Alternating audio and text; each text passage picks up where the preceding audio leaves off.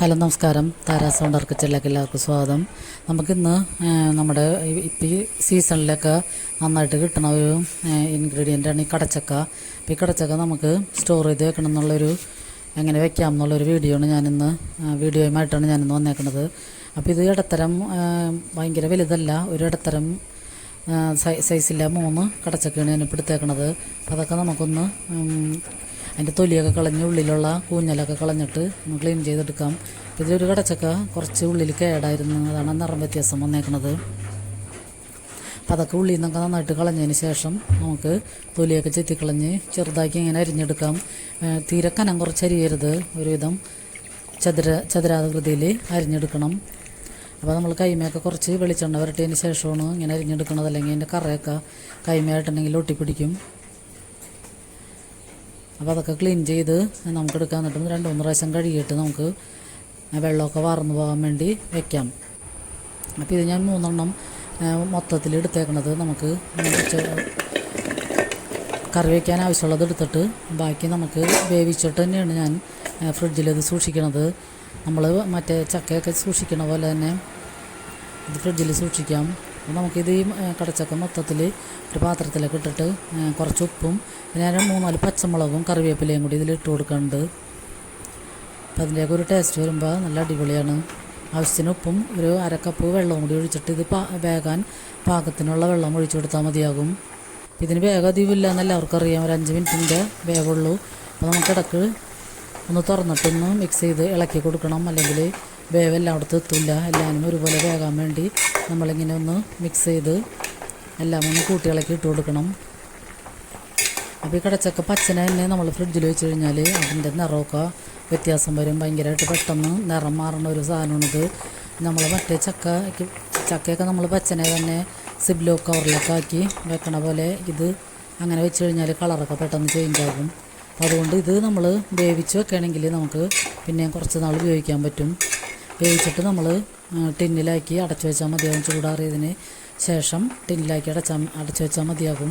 എന്നിട്ട് പിന്നെ നമ്മൾ ആവശ്യമുള്ളപ്പോൾ എടുത്താൽ മതി. അപ്പോൾ ഞാനിത് ഒന്നിച്ച് വേവിച്ചിട്ട് ഇതിൻ്റെ പകുതി ഭാഗം എടുത്ത് ടിന്നിൽ അടച്ചു വയ്ക്കുകയാണ് ചെയ്യണത്. ബാക്കി പകുതി ഭാഗമാണ് കറി വയ്ക്കാൻ എടുക്കുന്നത്. അപ്പോൾ ഈ ചക്കയുടെ പോലെ തന്നെ കടച്ചക്കയും ധാരാളം ആരോഗ്യ ഗുണങ്ങളുള്ളൊരു ഇൻഗ്രീഡിയൻ്റാണ്. അപ്പോൾ ഡോക്ടേഴ്സൊക്കെ അത് സാക്ഷ്യപ്പെടുത്തിയിട്ടുണ്ട്. ഇതിൽ ഫൈബറും അന്നജമൊക്കെ ധാരാളം അടങ്ങിയിട്ടുണ്ട്. അതുകൊണ്ട് തന്നെ നമുക്ക് ശരീരത്തിനൊക്കെ നല്ലതാണ്, ചക്കയുടെ പോലെ തന്നെ. പിന്നെ ചക്കയുടെ അത്രയും നമുക്ക് ക്ലീൻ ചെയ്തെടുക്കാൻ ബുദ്ധിമുട്ടില്ല. തൊലിയൊക്കെ ചെത്തിക്കളഞ്ഞ് അതിൻ്റെ ഉള്ളിലത്തെ കൂഞ്ഞലൊക്കെ കളഞ്ഞു കഴിഞ്ഞാൽ നമുക്ക് എളുപ്പം കട്ട് ചെയ്തെടുക്കാം. അപ്പോൾ ഈ കടച്ചക്ക കിട്ടുകയാണെങ്കിൽ നമ്മൾ 1 നേരം 2 നേരമൊക്കെ കൂട്ടിയിട്ട് വേസ്റ്റാക്കി കളയരുത്. ഇങ്ങനെ ഒന്നിച്ചെടുത്ത് വേവിച്ച് വെച്ചിട്ട് നമ്മൾക്ക് അപ്പം ആവശ്യമില്ലെങ്കിൽ അപ്പം എടുക്കേണ്ട ആവശ്യമില്ല. അപ്പം ഞാനിത് ഈ ടിന്നിലാക്കിയിട്ട് നിറച്ച് ഈ ടിന്നിലാക്കി മാറ്റി വയ്ക്കുകയാണ് ചെയ്യണം. അത് നന്നായിട്ട് ചൂടാറിയതിന് ശേഷം ഫ്രിഡ്ജിലെടുത്ത് വയ്ക്കുകയാണ് ചെയ്യണത്. പിന്നെ നമുക്ക് 2-3 ദിവസം കഴിഞ്ഞിട്ട് വേണമെങ്കിൽ എടുത്ത് ഉപയോഗിക്കാം. ബാക്കിയുള്ളതിന് ഞാനൊരു ഇടത്തര സവാളയും കുറച്ച് വെളുത്തുള്ളിയും കൂടി എടുത്തിട്ടുണ്ട്. പിന്നെ കറിവേപ്പിലയും കൂടി എടുത്തിട്ട് നമ്മൾ വെളിച്ചെണ്ണ ഒഴിച്ച് പാൻ അടുപ്പത്ത് വെച്ച് ചൂടാകുമ്പോൾ സവാളയും വെളുത്തുള്ളിയൊക്കെ ഇട്ട് കൊടുത്ത് കറിവേപ്പിലയും കൂടി ഇട്ട് കൊടുത്ത് അതൊന്ന് വഴന്ന് വരുമ്പോൾ തന്നെ നമുക്കൊരല്പം മുളക് പൊടിയും ഒരു 1/2 ടീസ്പൂൺ മുളക് പൊടിയും 1/4 ടീസ്പൂൺ മഞ്ഞൾപ്പൊടിയും കൂടി മാത്രം മതിയാകും. കൂടുതൽ എരിവൊന്നും ഇതിനാവശ്യമില്ല. പിന്നെ ഞാൻ ഇതിലൊക്കെ ഒരു സ്പെഷ്യൽ ഇൻഗ്രീഡിയൻറ്റ് ചേർക്കുന്നുണ്ട്. കുറച്ച് ചെറിയ ചെമ്മീനാണ് ഞാൻ ചേർക്കുന്നത്. ഇത് നേരത്തെ ഞാൻ ക്ലീൻ ചെയ്ത് വേവിച്ച് വെച്ചേക്കണതാണ്. ഉപ്പും മഞ്ഞൾപ്പൊടിയും മുളക് പൊടി ഇട്ടിട്ട് വേവിച്ചറിഞ്ഞതാണ്. അപ്പോൾ അതിൻ്റെ കുറച്ച് ഗ്രേവിയോട് കൂടി തന്നെ ഞാൻ ഇതിലൊക്കെ വേവിച്ച് കൊടുക്കുകയാണ്. ചെറിയ ചെമ്മീനാണത് ക്ലീൻ ചെയ്തെടുക്കാൻ ഒത്തിരി ബുദ്ധിമുട്ടുണ്ട്, പക്ഷേ നല്ല അടിപൊളി ടേസ്റ്റാണ്. ഈ ചെമ്മീനാണ് എപ്പോഴും വലിയ ചെമ്മീനില്ലാത്തത് ഏറ്റവും നല്ലത് ഇതാണ്. അപ്പോൾ നമുക്കത് ചെമ്മീനും കൂടി ഇട്ടിട്ടൊന്ന് മിക്സ് ചെയ്തതിന് ശേഷം ഈ കടച്ചക്ക ഇട്ട് കൊടുക്കാം.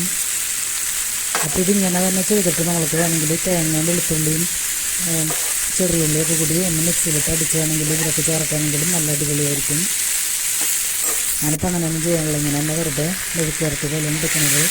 അതിലൊക്കെ നമ്മളൊരു കുറച്ച് ചൂടുവെള്ളം കൂടി ഒഴിച്ച് കൊടുക്കണം. പച്ചവെള്ളം ഒഴിക്കരുത്, ചൂടുവെള്ളം ഒഴിച്ചിട്ട് ഈ ഗ്രേവിയൊക്കെ ഒന്ന് കടച്ചക്കയിൽ പിടിക്കാൻ വേണ്ടി ചൂടുവെള്ളം കൂടി ഒഴിച്ചെടുത്തിട്ട് ഒന്ന് നന്നായിട്ട് മിക്സ് ചെയ്യാം.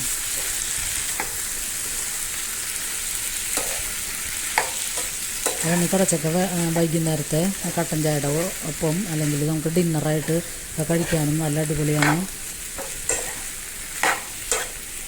ചെമ്മീനും കൂടി ചേർത്തേക്കണ കാരണം തന്നെ നല്ല സൂപ്പർ ടേസ്റ്റാണ് ഈ കറിക്ക്. നന്നായിട്ടൊന്ന് മിക്സ് ചെയ്ത് എടുത്താൽ മതിയാവും. നമുക്ക് ഉച്ചക്ക് ലഞ്ചിനൊരു ചാറ് കറിയും പിന്നെ കടച്ചക്ക മെഴുക്കുവരട്ടിയിട്ടുണ്ടെങ്കിൽ ലഞ്ച് അടിപൊളിയാക്കാം. അപ്പോൾ ചക്കയുടെ പോലെ തന്നെ നമുക്ക് ഏത് വിധത്തിലായാലും ഈ കടച്ചക്കയും നന്നായിട്ട് കുക്ക് ചെയ്തെടുക്കാം. പിന്നെ നമ്മൾക്ക് ബീഫിലും ചിക്കനിലും ഒക്കെ ചേർത്താലും നല്ല ടേസ്റ്റാണ്. ബീഫിലൊക്കെ നമ്മൾക്ക് ബീഫിൻ്റെ കറി വയ്ക്കുമ്പോൾ അതിൻ്റെ മുകളിൽ ഇങ്ങനെ എടുത്ത് വെച്ച് കഴിഞ്ഞാൽ അതിൻ്റെ നെയ്യൊക്കെ ചേർന്ന് കഴിഞ്ഞാലും സൂപ്പർ ടേസ്റ്റായിരിക്കും. ഞാൻ അങ്ങനെയൊക്കെയുള്ള വീഡിയോ ഒക്കെ ചിക്കനിലിടണതിൻ്റെയൊക്കെ വീഡിയോ ഒക്കെ ഞാൻ ഇരിക്കുമ്പോൾ കഴിഞ്ഞ കൊല്ലമൊക്കെ ഇട്ടിട്ടുണ്ട്. അപ്പോൾ അതൊക്കെ കാണാൻ ആഗ്രഹമുള്ളവർ ഒന്ന് കയറി കാണുക. അപ്പോൾ നമ്മുടെ കടച്ചക്ക ഇവിടെ റെഡിയാണ്. അപ്പോൾ അത് ഞാൻ ഫ്രിഡ്ജിൽ വയ്ക്കാൻ വേണ്ടി എടുത്ത് അടച്ച് വയ്ക്കുകയാണ് ചെയ്യണത്. പിന്നെ കറി നമ്മുടെ റെഡിയാണ്. പിന്നെ നമുക്ക് കറിവേപ്പില കേടായി പോകാതെ സൂക്ഷിക്കണ വിധവും കൂടി ഞാൻ കാണിക്കുന്നുണ്ട്. അപ്പോൾ കറിവേപ്പില നമ്മൾ ഫ്രിഡ്ജിൽ സൂക്ഷിക്കണ അതിൻ്റെ വീഡിയോ ഒക്കെ ഞാൻ ഇട്ടിട്ടുണ്ട്. ഇപ്പോൾ ഞാൻ കുറച്ച് നാളായിട്ട് ഇങ്ങനെയാണ് കറിവേപ്പില സൂക്ഷിക്കണത്. അപ്പോൾ നമ്മൾ ഉള്ളിയൊക്കെ മുരിഞ്ഞഴിയുമ്പോൾ ഓടിപ്പോയി കറിവേപ്പില പറിക്കാൻ നിന്ന് കഴിഞ്ഞാൽ ചിലപ്പോൾ ഉള്ളിയൊക്കെ കരിഞ്ഞു പോകും. അപ്പോൾ നേരത്തെ നമ്മളിങ്ങനെ സ്റ്റോർ ചെയ്യണമെങ്കിൽ നമുക്ക് ഈ 2 ഇതളെടുത്ത് കറിയിലൊക്കെ ഇടാം.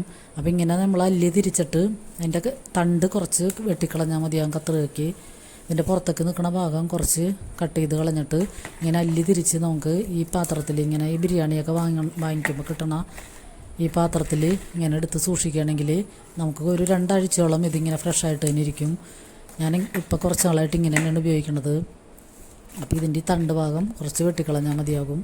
എന്നിട്ട് ഇത് നമ്മൾക്ക് എടുത്ത് കഴുകിയെടുത്താൽ നന്നായിട്ട് ഉപയോഗിക്കാൻ പറ്റും. ഇങ്ങനെ അടച്ച് സൂക്ഷിച്ചാൽ മതി. അപ്പോൾ കറിവേപ്പിലയൊക്കെ കൂടുതൽ പൊട്ടിച്ചിട്ട് ഇങ്ങനെയൊക്കെ എല്ലാവരും ഒന്ന് സൂക്ഷിച്ച് വയ്ക്കുക. അപ്പോൾ നമുക്ക് ധൃതി പിടിച്ചോടി പോകേണ്ട ആവശ്യമില്ല. അപ്പോൾ ഈ വീഡിയോ എല്ലാവർക്കും ഇഷ്ടമായെന്ന് കരുതുന്നു. ഇഷ്ടമായാൽ ലൈക്ക് ചെയ്യാനും കമൻറ്റ് ചെയ്യാനും സബ്സ്ക്രൈബ് ചെയ്ത് കാണുന്നവരുണ്ടെങ്കിൽ സബ്സ്ക്രൈബ് ചെയ്ത് സപ്പോർട്ട് ചെയ്യാനും മറക്കരുത്. അപ്പോൾ ഈ വീഡിയോ എല്ലാവരും സ്കിപ്പ് ചെയ്യാതെ ഒന്ന് കാണണം. പിന്നെ സപ്പോർട്ട് ചെയ്യാൻ എല്ലാവർക്കും ഒത്തിരി നന്ദിയുണ്ട്. അപ്പോൾ എല്ലാവർക്കും ഒരുപാട് നന്ദി.